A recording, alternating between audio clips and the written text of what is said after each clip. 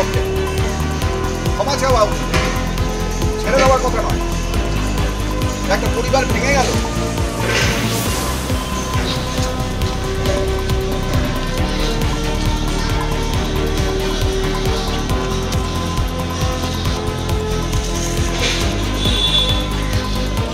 তখন বাজে 9:35, আমরা ট্রেনটা ধরবো বলে সিঁড়ি দিয়ে নেমে নিচের যে লিফট জায়গাটা আছে আমি সেই সময় দৌড়াচ্ছিলাম ট্রেন ধরবো। তো সেই সময় আমি লিফটটাকে অ্যাভেল করার জন্য ডান দিকে তাকিয়ে দেখি বিশ্বজিৎ পাকরাশি, যে আমার কলিগ WBSETCL অ্যাসিস্ট্যান্ট ইঞ্জিনিয়ার, সে ওখানে দেখলাম পড়ে রয়েছে। 2-4 জন যারা যাত্রী এবং এক দুজন মেট্রো সিকিউরিটি, তারা তাকে অ্যাটেন্ড করছে। আমি দেখেই সঙ্গে সঙ্গে ছিটকে গিয়ে বললাম যে কী হয়েছে। তো দেখে মনে হলো যে তার একটা সিভিয়ার কোনো কিছু ঘটনা ঘটে গেছে, কারণ সে তখন সেন্সলেস, কোনো আওয়াজ নেই, জিভটা বেরিয়ে গিয়ে দাঁতের সাথে লেগে গেছে, যেটা সিমটম অফ হার্ট অ্যাটাক। তো আমি চেঁচামেচি করলাম যে কেউ মেডিকেল প্র্যাকটিশনার আছে কি না, কেউ অ্যাটেন্ড আছে কি না। তো দেখলাম কেউ নেই, সবাই মুখ চাওয়াচাই করছে, জল দেওয়া ছাড়া আর কোনো কাজ নেই। আমার চেঁচামেচিতে একটা স্ট্রেচার এলো, স্ট্রেচারে করে একটা ঘরে নিয়ে যাওয়া হলো। আমি বলেছিলাম অক্সিজেন দেওয়ার জন্য, গিয়ে দেখি একটা অক্সিজেন সিলিন্ডার আছে, মাস্ক নেই। সবাই মুখ চাওয়াচাই, কোথায় মাস্ক, কোথায় মাস্ক। সেটাও পড়ে রইলো 15 মিনিট, ওইখানে পড়ে রইলো ওই ঘরটার মধ্যে। তারপরে আমি আবার চেঁচামেচি করলাম যে এইখানে পড়ে থাকলে সে তো মৃত হয়ে যাবে, যদি বা কোনো স্কোপ থাকে বাঁচানোর, সেই স্কোপটা পাওয়া যাবে না।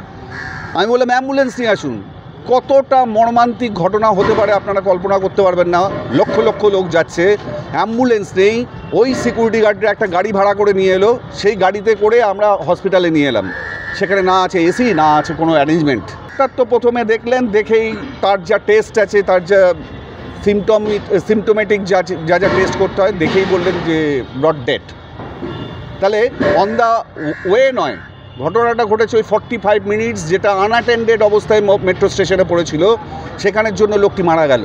আমরা চাইছি যে মেট্রো কর্তৃপক্ষ, যেখানে কোটি কোটি টাকা রোজগার করছে, যেখানে